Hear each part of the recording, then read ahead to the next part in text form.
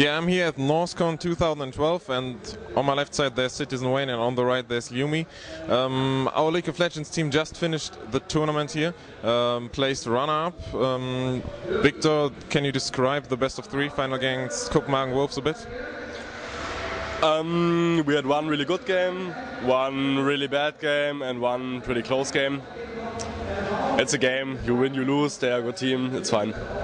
Looking at picks and bans, I heard Sharps on top lane wanted to avoid playing against Elise, and Copenhagen Wolves, they picked Elise in every 3 games. So why did you decide to not ban Elise?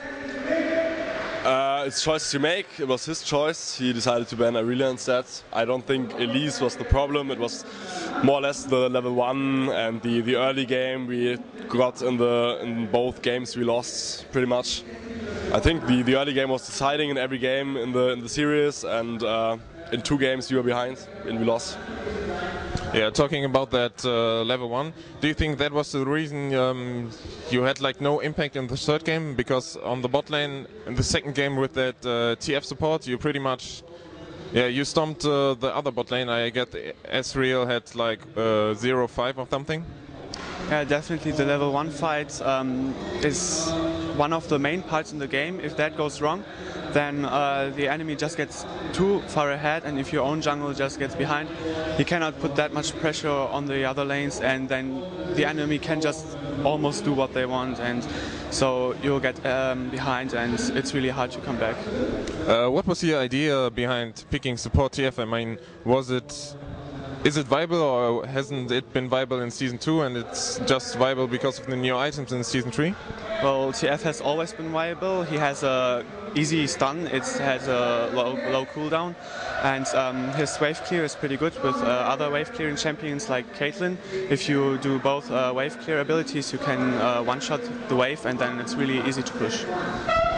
We already saw AD Cannon. It wasn't played that much in Season 2, I guess just Moscow 5 pulled it out sometimes. Why AD Cannon? Well, he had a pretty good range, but that's been nerfed a bit, and his attack animation is pretty good, so you can attack while almost moving at the same time. And he has a stun. Not that many AD carries have a viable stun that's really easy to apply on the enemy, and he can really move fast with his E. His escape ability is really well. And yeah, but the reason why he hasn't played that much is because he has a quite higher skill cap than other ADs. Okay, so we saw some new strategies by you guys. If I'm right, there was only one lane swap by an opposite team in the whole tournament. Like it was Copenhagen Wolves in the last game. They switched top and bottom lane, but you guys you put it out some more times. So Victor, you've been in Korea, where basically the lane swap thing was developed and invented. What do you think about lane swaps in Season 3? It's like in Season 2, it throws off some enemies which aren't well prepared enough, like it happened to Wolves in the 2nd game, which we completely dominated just because of the lane swap and decent control. 3rd game, in my opinion, it would have probably gone very similar, but our level 1 ended so bad that everything we planned on fell apart. Because, as Lyumi already mentioned, your jungle, no pressure, their jungle, all the pressure. And if your lanes aren't dominant by the pick, then you need the pressure and you plan on it if you swap, and you plan strategies on the swap, around the swap. So it turned bad for us because of our level 1. But generally lane swaps are very decent still, like they're part of the game. In the end it was a 1-2 final against Copenhagen Wolves. Copenhagen Wolves, not really, I would say not a really top team in Europe, but I mean at least top 15 to top 10. They showed some decent results in the last weeks. What's your opinion on Copenhagen Wolves? I think you're wrong. They are one of the top contenders for Season 3, for the remaining spots of it. I count ourselves among it as well. And I think they're a very decent team. They had a good run. They played a lot of tournaments. They are a good team. They're a team anybody in Europe loses to any day of the week.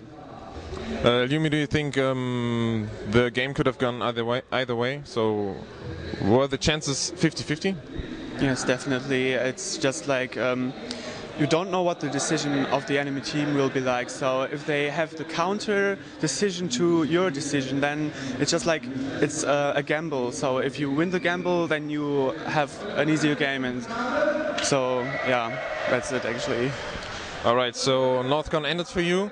It was a quite small and short event. Well, not really short.